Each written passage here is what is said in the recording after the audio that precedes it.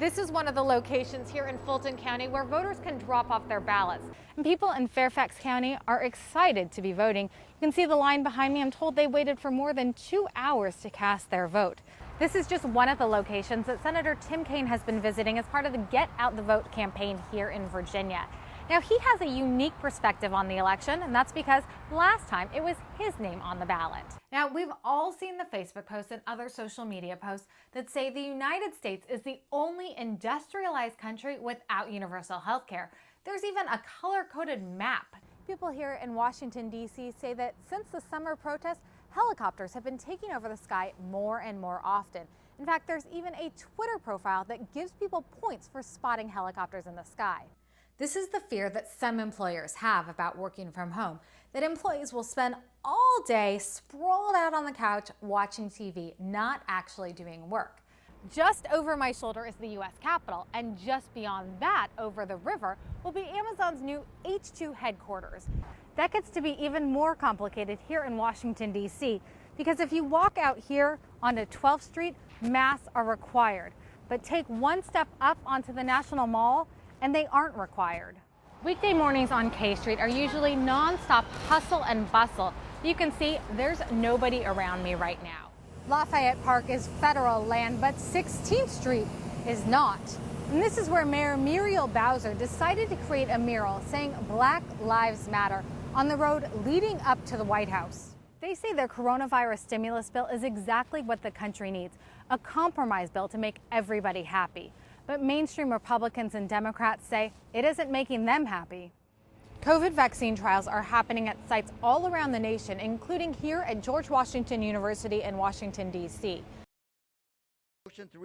Lawmakers in Washington, D.C. worked over the weekend to find a COVID stimulus bill both sides could accept. More help is on the way. Our purpose has always been to crush the virus, to put money in the pockets of the American people, which we do in this legislation. Meanwhile, down in Georgia, campaigns staying in high gear. Early voting numbers topping 1.3 million in just the first week.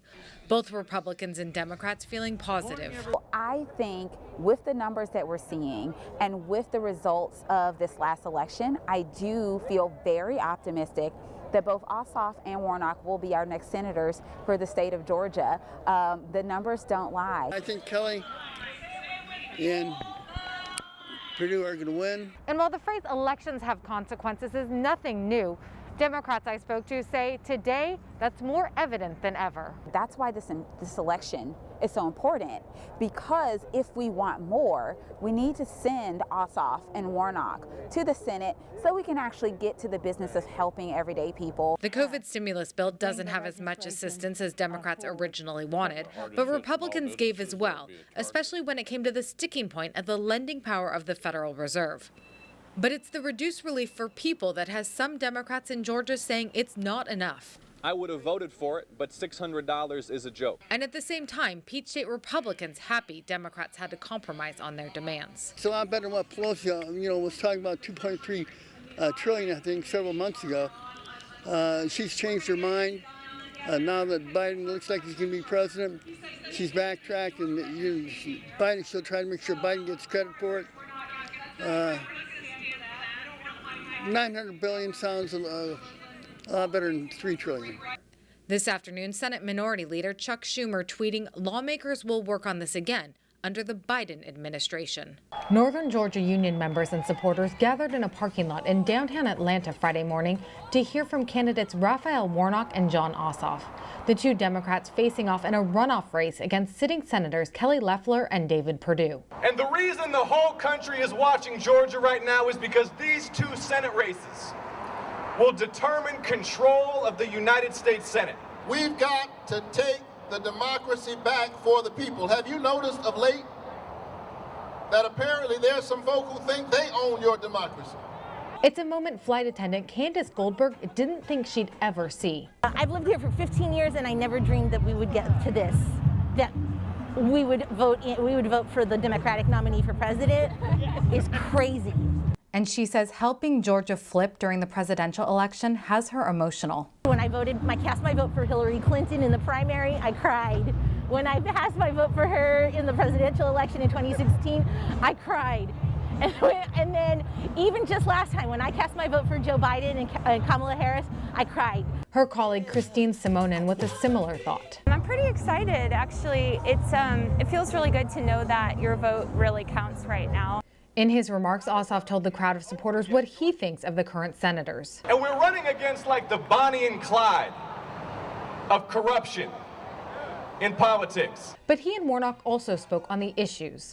It's wrong to call people essential workers and not pay them an essential wage and not provide for them essential benefits. We're building a movement for health, jobs, and justice for the people so that we can get things done, so that we can pass a $15 minimum wage in the United States of America, so we can ensure every single family has great health care. Like much of the country, Georgia has been hard hit by the pandemic, and many people say they're eagerly awaiting another COVID stimulus package. But here in Atlanta, home to the largest airport in the country, people I talk to say there's something specific they want to make sure is included in that package.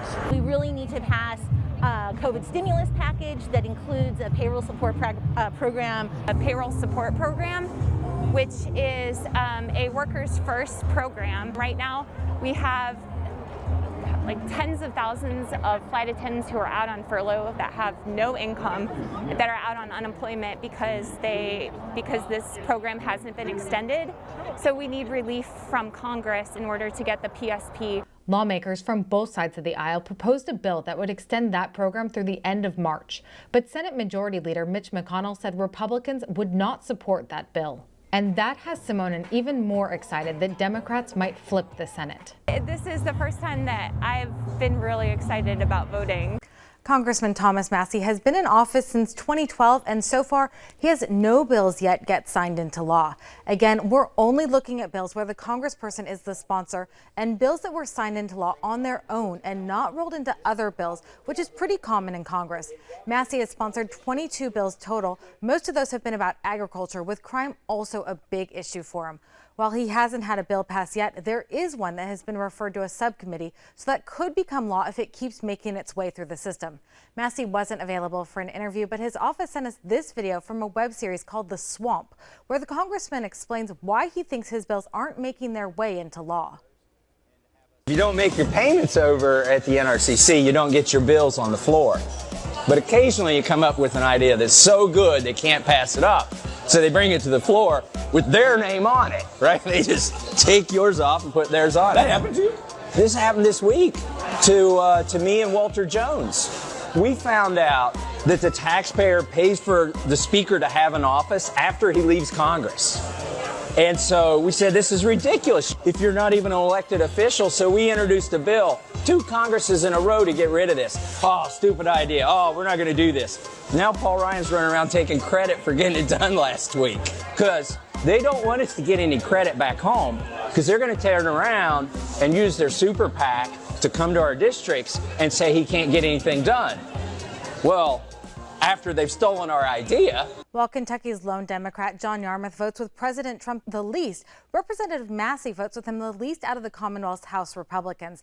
They only vote the same about 61% of the time. They've differed when it comes to emergency budget agreements, healthcare, and hurricane relief, just to name a few. And tomorrow we'll finish up this segment taking a look at Representative Hal Rogers. Democratic candidate for Senate Jon Ossoff has made health, jobs, and justice major parts of his campaign platform. Marietta, are you with me when I say that health care is a human right?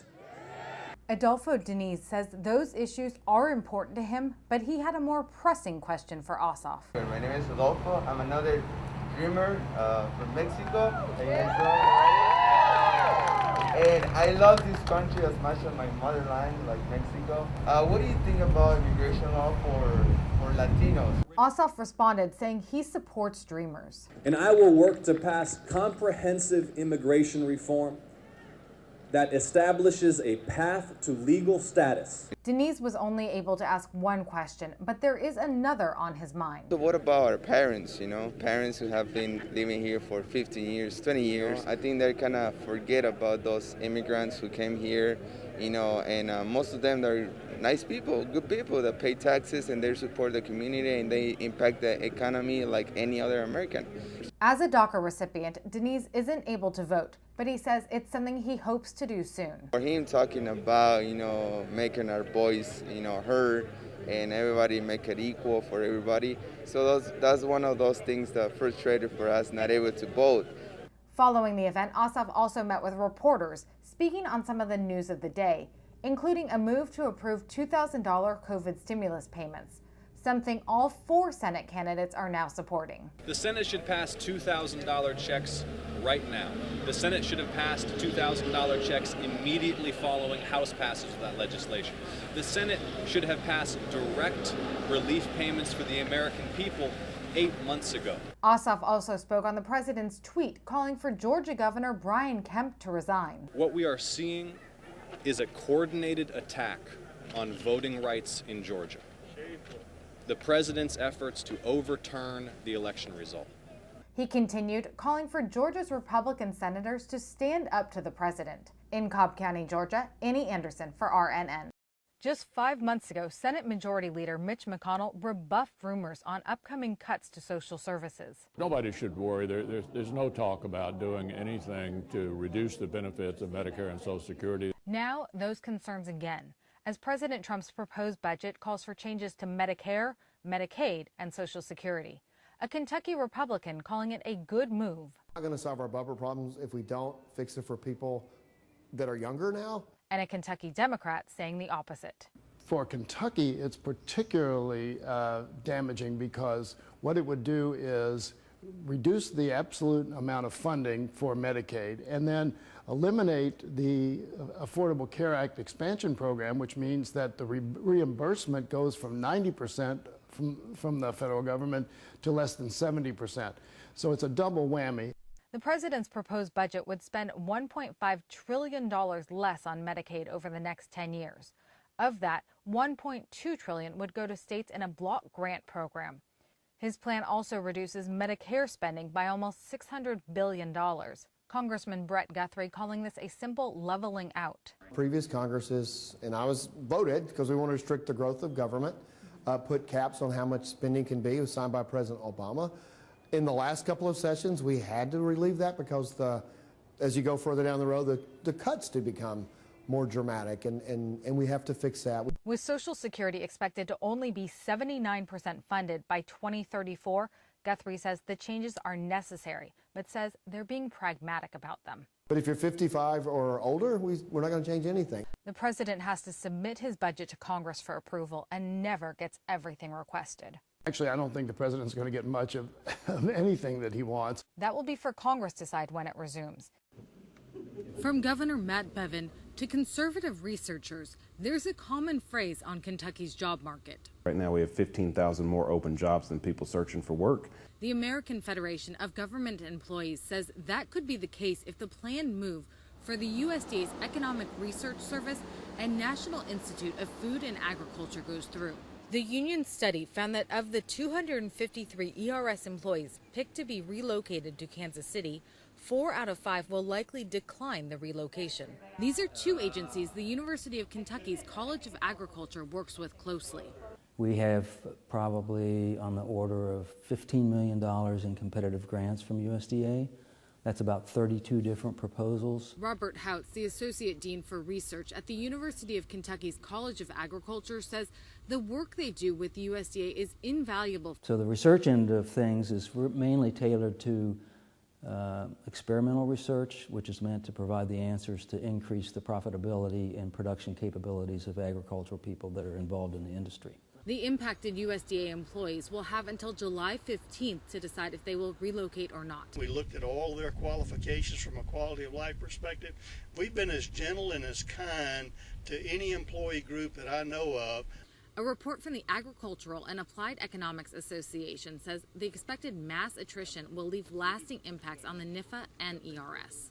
The group presented a report showing the two departments have current vacancy rates at about 20%, adding that because of the qualifications needed for the job, they expect USDA to take 4 years to get back to its current staffing levels, and say it will take the new employees 4 years to be as productive as the current employees.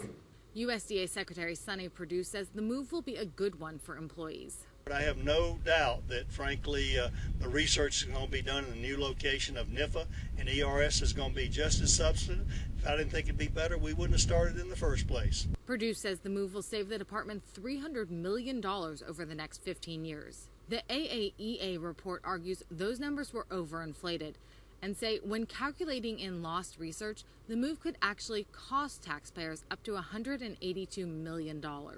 Last week, the House passed a resolution saying money designated for ERS in the coming budget can't be used for the move. The House and their committee might pass that, but I'm depending on Leader McConnell to make sure those kind of prohibitions don't make it into the congressional budget. When selecting the new location, Perdue said that Kansas City's Midwest location was a major factor. Houts wouldn't say if he thinks having NIFA and ERS closer to America's farmland is helpful. In this day and age, I would say that there are more and more meetings that take place electronically.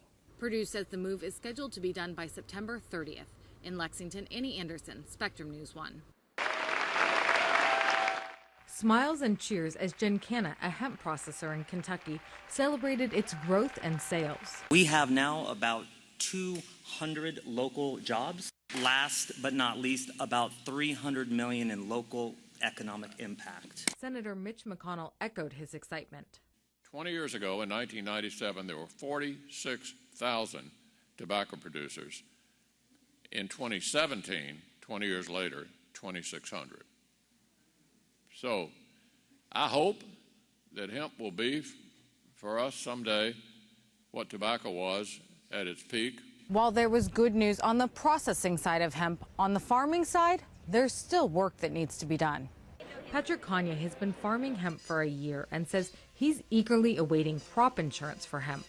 Insurance is a huge deal for us. It helps us mitigate risks. It allows other farmers entry into this hemp market. Honestly, it's what's holding up some guys from getting into it. So once we get crop insurance, I feel like sky's the limit. The 2018 Farm Bill legalized hemp, which means it now qualifies for crop insurance. But Kentucky's Agriculture Chair, Representative Richard Heath, says the federal government is still working out the details on that. One of the holdups is we have to have some data. We have to have yield history. So from what I understand, the whole farm insurance is good to go. But as far as insurance just for hemp, we don't have the data yet to know where to set the limits. So it's going to take a little while to get there. Another fix hemp farmers are waiting on: pesticides. There's nothing on label for the crop, so we can't spray any fungicides, any insecticides, and that's a big deal for us. He says the state is working with the federal government on those fixes. We are working with the Department of Agriculture to try to get a 24C to allow some pesticides to be used on the 56,000 acres of hemp that are going to be grown in Kentucky this year. We need herbicides, we need insecticides, we need fungicides. That takes time to get that done, but the process has started. But even without the fixes in place, Kanye says he's enjoying his new cash crop.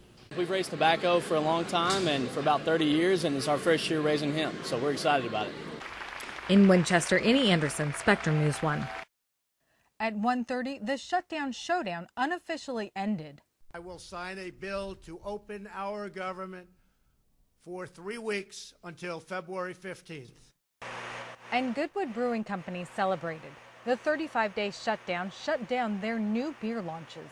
We had 3 items that were in the queue, so we thought we might be impacted, but we only thought it'd be a matter of days. The Alcohol, Tobacco, Tax and Trade Bureau, or TTB, has to approve all new beers before they can go across state lines. With the shutdown, Goodwood CEO Ted Mitzlaff had to wait on his new products.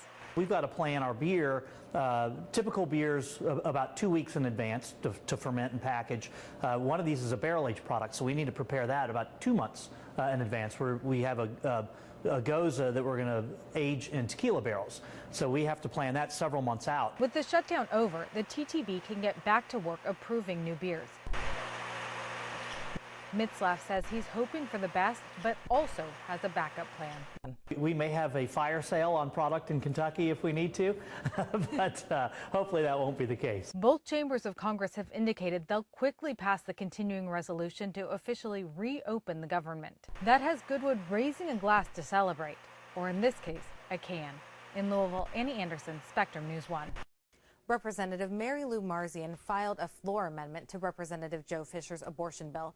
The amendment says all women of childbearing age must get a notarized statement from their doctor monthly stating if they're pregnant or not. Any woman who doesn't give the paper to Health and Family Services can be arrested. And if a pregnant woman doesn't turn in her monthly paper, she's to be fitted with an ankle monitor for the duration of her pregnancy. Obviously, this amendment was filed in jest, but the Democrat from Louisville says the thought behind it is real. I filed an amendment, number one, because it's such hypocrisy, and number two, to demonstrate if they want government in your life, which a lot of these folks say we want less government, then we'll have it in your life. Oh, they get the point, and they just disagree. So they agree that they should be involved in personal, private medical decisions, and a lot of it's for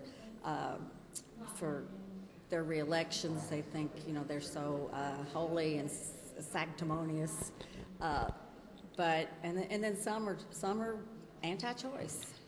Wine lovers get excited. A bill that would let you direct ship wine passed the Senate. It's Senate Bill 99, sponsored by Republican Max Wise from Campbellsville. Wise said he heard from a lot of constituents who said they wanted to be able to ship their favorite California wines right to the bluegrass state. The bill was amended to make sure people and vineyards wouldn't be able to bypass paying taxes by shipping wine. If passed, Kentucky becomes the 46th state to legalize direct wine shipments. The bill passed the Senate 29-5 with one senator not voting.